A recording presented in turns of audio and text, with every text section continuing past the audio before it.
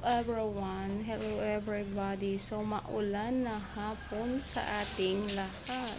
So alam nyo ba guys, napakasaya ko kapag umuulan dahil yung mga tanim kong gulay-gulay dito sa gilid-gilid lang magkaroon ng tubig or talagang iba yung tubig ulan ata, ipampataba talaga siya dito sa probinsya. Kapag masipag ka magtanim, marami talagang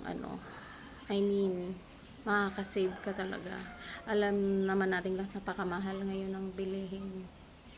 So dapat sa buhay marunong tayong dumiskarte.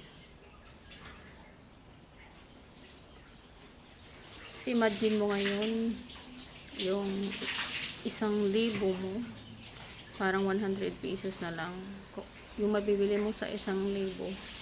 Siguro kakaperanggot na lang. Kaya dapat sa buhay madiskarte talaga tayo para makatipid tayo kahit konti. Ang mahal ng bilihin ngayon, no? Kaya papakita ko sa inyo yung aking tanim na alugbate. Napakataba niya guys, kaya pwede niyan lagyan ng sardinas o pantawid gutom. Saka meron din kalamansi dito. So ayan, kahit pa paano naman makakasurvive tayo sa life natin, basta sama ng tiyaga at determination. So ayan, papakita ko sa inyo. Una muna natin yung kalamansi. So kita nyo yan, napakadaming kalamansi dyan, oh.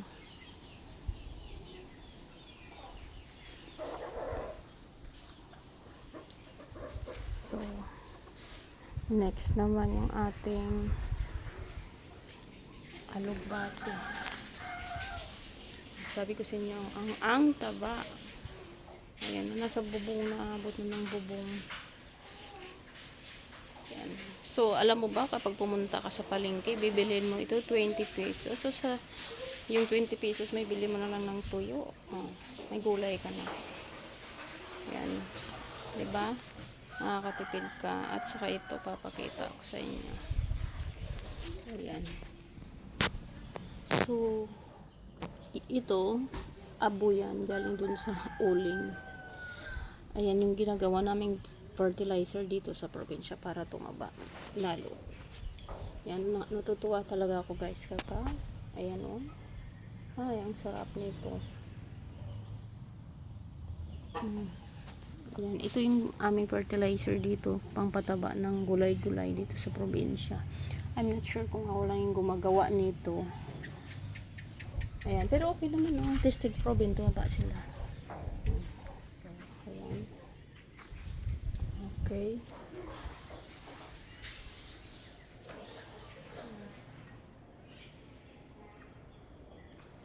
So, ayan. Kaya, ay, sakit ng ulo ko. Samahan lang talaga natin ng sipag. Tamad-tamad para makalibre tayo. Oy. Lang, make sure ko lang sa inyo yung aking life update. So oras na para magkape. Yan. Bye bye.